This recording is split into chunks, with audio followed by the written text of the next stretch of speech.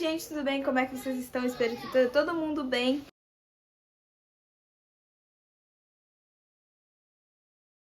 Já vou começar pedindo desculpas se vocês estiverem escutando a voz de alguém. Eu ainda estou sem microfone. Que tristeza. Mas acontece. Eu ainda tô aceitando aí parceria de alguma marca de microfone. Entendeu? Adapta. Enfim, mas hoje voltamos com os quadros normais. E o da vez é e agora o que assistir. E na falta de um filme, eu vim falar sobre dois. Eu assisti recentemente Duna parte 1 e 2. E eu quis trazer os dois de uma vez pra vocês, que eu não senti que necessidade de trazer em vídeos separados. Até porque os dois filmes, eu creio que, se eu não me engano, foram gravados juntos. E realmente eles passam essa sensação quando você assiste os dois juntos. E é um tipo de filme que quando você assiste o primeiro, você tem que assistir o segundo. Não dá, tipo assim, te prende num nível que você fala... Cara, você termina o primeiro, você assiste o segundo, quando você termina o terceiro, você fala, cadê o... Quando você termina o segundo, você fala, cadê o terceiro? Aí você lembra que vai só lançar no final do ano, aí você fica assim, que pena, né? Não, gente, é triste, eu terminei o segundo assim... Cadê? Vou começar a falar sobre a minha opinião pra vocês, lembrando que sempre tem uma com spoiler e sem spoiler, mas eu sempre aviso. Eu vou situar um pouco sobre quem não conhece Duna, explicar um pouco sobre um pouquinho, assim, dar uma sinopse do primeiro e do segundo filme. O filme é basicamente um filme de apresentação. Ele vai apresentar pra gente as casas principais, porque tem outras, que vão se passar mais a história. Então a gente conhece a casa Atreides, que é a casa principal, é a casa da família principal, né? A casa da família que vai dar, que vai dar todo o caminhar do filme, né? Onde a gente tem o Oscar Isaac como o Duque Leto, o Timothée Chalamet como o Paul Atreides, o personagem principal da história. Aliás, é o personagem que é o dono da história, né, do primeiro e do segundo, e provavelmente do terceiro filme também, com certeza. E a Jéssica, Lady Jéssica, que é interpretada pela Rebecca, eu esqueci o sobrenome dela, mas vocês vão ver a imagem dela, vocês vão lembrar a atriz. E essa é a família principal. Também somos apresentados para a casa Hanniken, que é a segunda casa que a gente... Na verdade, é a primeira casa que é apresentada no filme. Eles são uma casa mais violenta, vamos dizer assim. Onde a gente tem o Dave Bautista e o Skarsgård, que eu esqueci. Ou eu lembro do nome ou eu lembro do sobrenome. Engraçado isso, né? Enfim, o Skarsgård, o pai dos Skarsgård. Esse é o ator.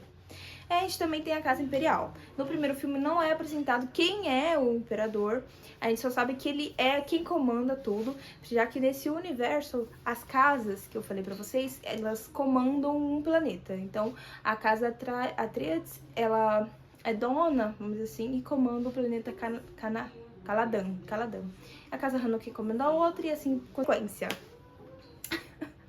A Casa Imperial seria já a casa que comanda todo esse universo. Ele que manda e desmanda, fala quem é pra ir, pra qual planeta, e principalmente pra cuidar de um planeta específico, que é o Arrakis. O planeta que tem a especiaria. Essa especiaria é algo muito importante pro universo no geral, já que ela é muito usada para viagens galácticas, né? É importante como um tipo de combustível para as naves, vamos dizer assim.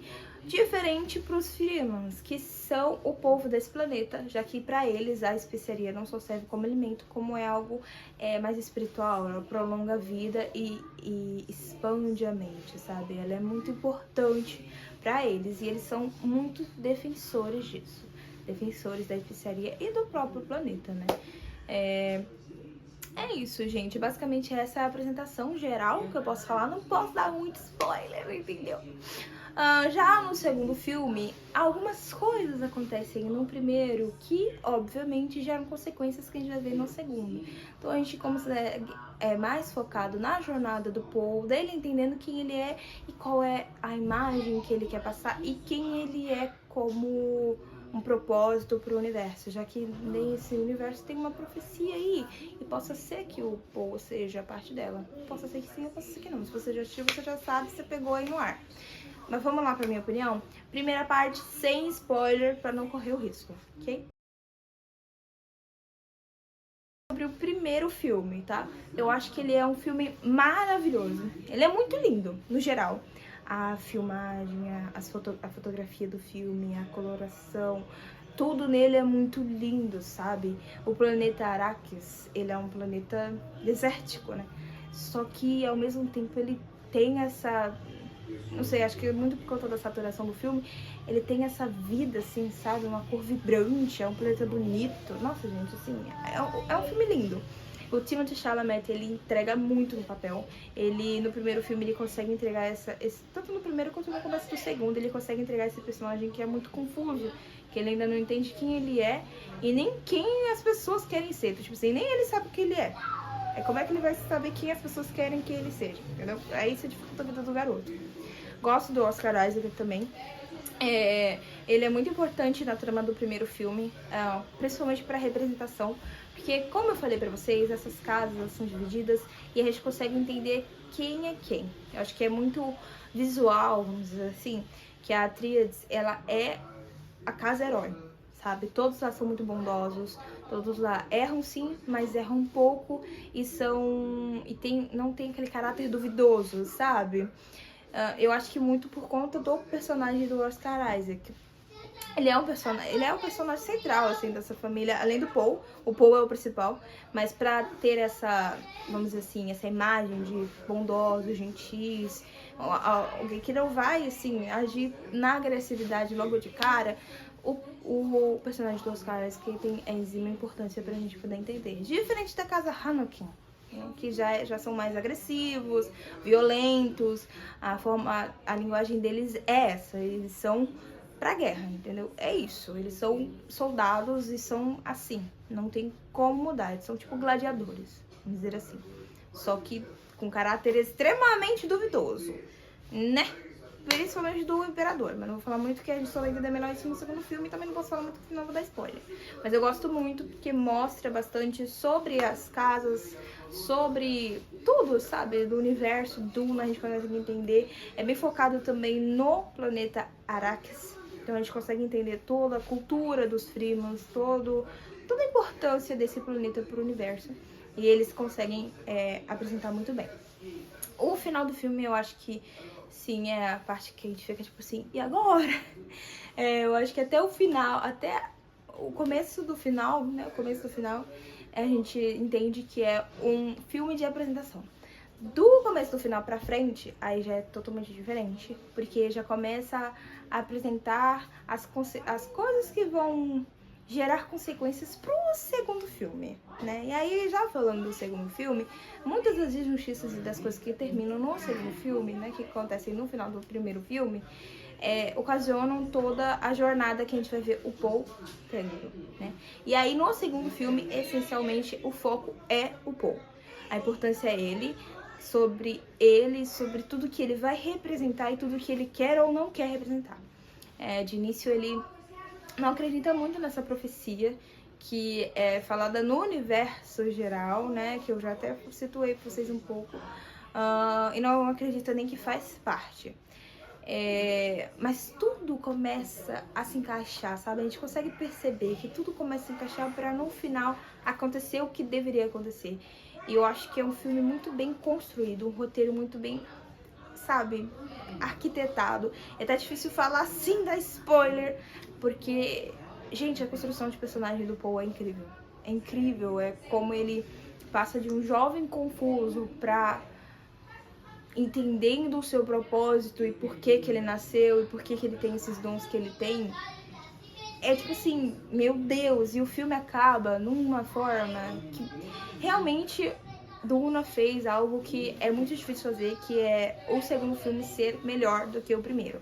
Raras vezes que acontece isso, a gente sabe, raras são as vezes que isso acontece. O final do segundo filme, eu acho que é assim, meu Deus, é uma palhaçada, mas faz total sentido pro filme e pra jornada do Paul.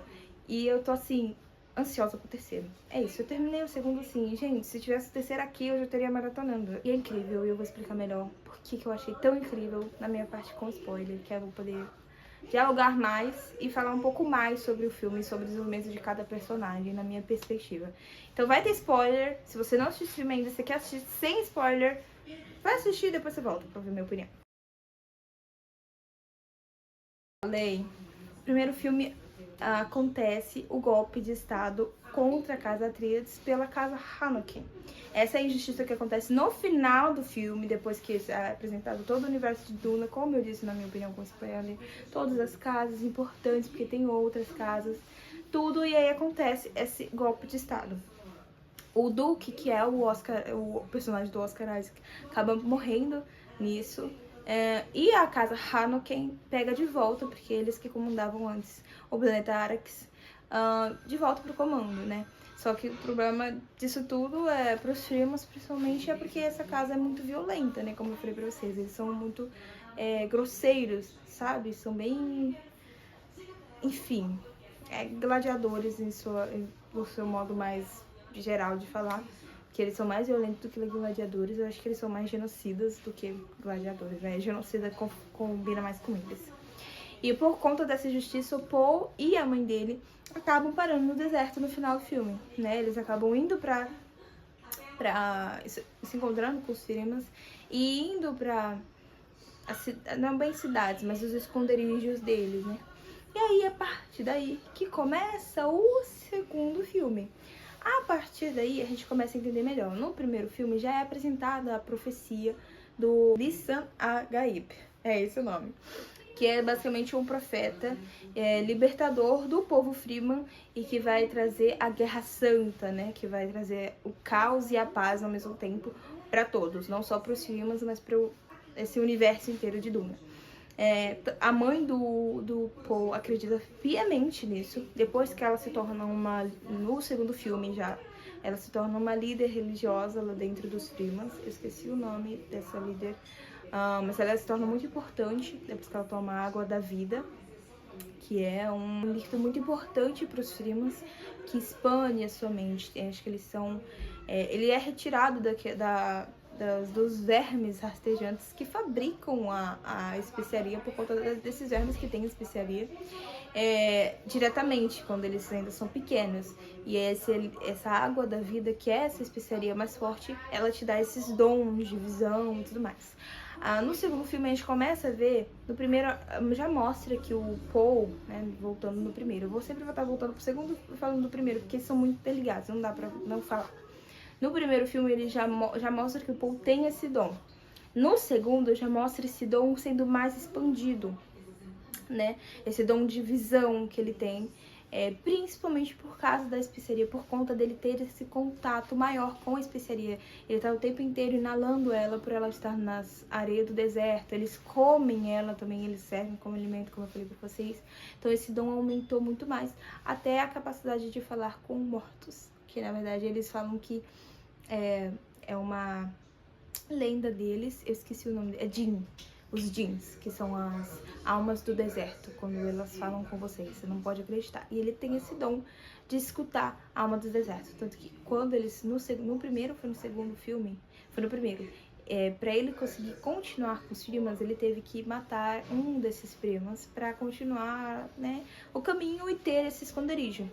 E ele vê esse Freeman, já no segundo filme mostra que ele vê esse Freeman que ele teve que matar, que é o James, se eu não me engano é o nome dele, como um Jinn, né, um espírito do deserto que dá muito conselhos pra ele, sabe? É como se fosse um melhor amigo dele. E é muito doido, porque desde o primeiro filme mostra ele tendo visões com esse cara, e visões dessas que não acontecem, porque ele morre antes. Ou seja, todas essas visões que ele vê acontecendo, já aconteceram ou vão acontecer, com visões dele vendo esse cara morto ensinando essas coisas pra ele. É muito doido, né, gente? Enfim, é uma coisa muito doida. E tudo isso vai aumentando ainda mais as superstições ao redor dele, no universo e tanto nos Freemans, porque na verdade o universo acredita que eles estão mortos, né? Alguns sim, alguns não. De que ele é Lisan Agaib. Só que ele não acredita nisso. Ele deixa bem claro que ele não é isso. E ele fica muito bravo com a mãe dele, que acredita nisso. Depois que ela toma a água da vida, ela acredita muito mais. Ela tem fé nele. Não só ela, como a irmã dele, porque ela está grávida. E a filha dela fala diretamente com ela sobre isso. E ela aparece em visões pra ele também falando. Então ela tem um dom poderoso também. Principalmente porque, como eu falei pra vocês, a mãe deles participa dessa ordem que é esqueci o nome, eu vou deixar escrito aí na tela. É Benedict, alguma coisa assim. E essa ordem, ela é como se fosse a Igreja Católica nos tempos de reis, né? Tinha o rei que comandava, mas existia a Igreja Católica que comandava o rei, sabe? Mais ou menos essa vibe. Eu não sei se estou fazendo uma mistura, mas eu sinto que na história tem essa vibe. E eu vou dizer que essa ordem dela é tipo essa vibe. Elas, sim, tem a Casa Imperial que comanda tudo, mas elas por trás da Casa Imperial, elas arquitetam tudo, sabe? Para que o escolhido nasça, para que a profecia aconteça. Então elas arquitetam tudo. Elas que comandam todo esse universo. A gente acha que é a Casa Imperial, mas a gente vai entendendo que nas entrelinhas quem comanda são elas. E são todas feitas por mulheres, né? Enfim, muito doido isso também. Uma coisa mais maluca que a outra. E é muito lindo ver a construção do Paul. É muito maneiro ver como ele realmente não acredita que é o Lieutenant Gaib. Ele não acredita que seja essa imagem de importância. E não quer ser. Mas no final ele acaba tendo que se entregar pra isso. Que aí tem o despertar dele no segundo filme, né? Lá pro meio do fim, pro final do filme, ele toma essa água da vida também, que só é recomendada pra mulheres. Porque na verdade essa imagem espiritual importante, né, que eu acho que é mãe, eu esqueci o nome, que a mãe dele se torna, ela bebe essa água da vida, que é esse líquido que eles retiram dos vermes quando eles são menores, que ela é mulher, e só mulheres podem beber, mas ele bebe, né, e assim que ele bebe, ele tem uma visão, ele é vibe do Doutor Estranho, ele tem várias visões e ele enxerga um caminho estreito onde eles podem conseguir vencer a guerra e libertar os Freemans. E aí, a partir daí, meu filho, aí a gente vê esse homem sendo transformado mesmo. Porque quem te viu, quem te vê. Ele falava que ele não era Lieutenant Gaib, daqui a pouco ele começou a falar que ele era assim. Filha, ele faz o rolo dele, traz o Imperador pro planeta, entendeu? Destrói a casa Hanukkah, a Hanukkah acaba sendo destruída. A gente descobre no meio do filme que a mãe dele tem descendência dos Hanukkah, mas ela não sabia até tomar a água da vida. Eles destroem essa família, colocam o imperador na mão dele, entendeu? E acaba ficando noivo da filha do imperador, que eu esqueci o nome dela, mas ela é interpretada pela Florence Pugh. É uma coisa que ele não queria muito, porque ele já estava com a personagem da Zendaya, eles dois são par romântico no filme, e ele ama ela verdadeiramente, tanto que quando ele vai ficar noivo da filha do imperador, a abençoada, ele fala pra ela que o amor dele pertence a ela somente, mas ele sabe o que ele tem que fazer, ele viu, e se ele não fizer do jeito que ele viu, ele não vai conseguir vencer a guerra. E, cara, o filme termina naquela vibe, cara, agora a giripoca vai piar. A giripoca vai piar. Bem nessa vibe mesmo. Termina com ele destruindo a casa Hanukkah, ele com a mão do imperador, e falando com as outras famílias, porque tem outras famílias, entendeu? Que se não estiver do lado dele, o negócio vai ficar feio. E aí, minha filha, nenhuma acho que fica do lado dele, pelo que eu lembro do filme. Aí, minha filha, agora a guerra vai começar. E termina assim. E eu tô arrepiada, gente. Eu tô arrepiada só de lembrar. Gente, juro, termina o filme assim e a gente fica assim, meu Deus. Um diálogo muito, muito maneiro, porque a mãe dele consegue literalmente conversar com a filha, né? Como eu falei pra vocês. E ela fala assim, a filha dela pergunta, e agora? Ela fala, agora a Guerra Santa começa. Menino, ó, meu Deus do céu. Agora me explique, como é que eu vou conseguir aguentar até dezembro? Se eu não me engano é dezembro que do novela. Até dezembro, meu Deus. Oh, meu Deus. Conseguindo passar pra vocês toda a minha opinião, toda a minha euforia com esse filme. Eu não sei como é que eu demorei tanto assim pra assistir. Eu tô doida pra assistir a série também, tem Duna Profecia, mas quem produziu, se é todo mundo que fez o filme que tá envolvido nessa série. Não vi ninguém falando bem e também ninguém falando mal, né? Aí fica naquele caso. Eu achei esse filme fantástico, é um filme maravilhoso. Eu indico vocês assistirem, pra vocês tirarem suas próprias conclusões, é claro. Eu amei, amei, amei. E realmente o segundo é melhor que o primeiro, mas eu gosto dos dois. Não sei dizer qual que é o meu favorito. Eu acho que eu vou deixar o primeiro e o segundo. Não, vou deixar o segundo e o primeiro. O segundo realmente, se eu fosse escolher agora pra reassistir, eu reassistiria o segundo. O segundo com certeza. Mas eu gosto dos dois. E eu não sei como é que eu vou fazer pra esperar o terceiro. Espero muito que vocês tenham gostado. Não esquece de deixar um comentário aqui. Deixa pra mim qual foi a sua opinião sobre o primeiro Duna, sobre o segundo Duna, o que você achou do filme. Se você gostou tanto quanto eu, espero que sim. Comenta aqui qual é o seu filme favorito, o que você achou das atuações, o que você achou dos personagens, da construção, da tensão do filme, de tudo. Comenta aqui pra mim tudo que você gostou e desgostou desse filme, tá? Me falaram que tem um livro. Se você já leu o livro, comenta aqui as diferenças. Acho que seria super legal. Não esquece de seguir a gente no Instagram. Temos Instagram, temos TikTok. No Instagram e no TikTok eu sempre posto um shortzinho mais curto sobre qual vai ser o filme da vez. Então você fica sabendo um pouco sobre o que eu vou falar no vídeo. E se te interessar, você vem aqui assistir o conteúdo completo. Lá no Instagram também eu aviso quando tem vídeo novo. E se você gosta de conteúdo de vlog, eu tenho um canal de vlog também. No Gil Galvão. Tudo vai estar aqui na descrição. E também no final do vídeo fica os QR Codes. Também tem o TikTok pessoal, que tem meus daily vlogs. E o meu Instagram pessoal, que quando eu posto vlog novo e vídeo novo também eu aviso por lá. É isso, gente. Espero que vocês tenham gostado e Deus abençoe.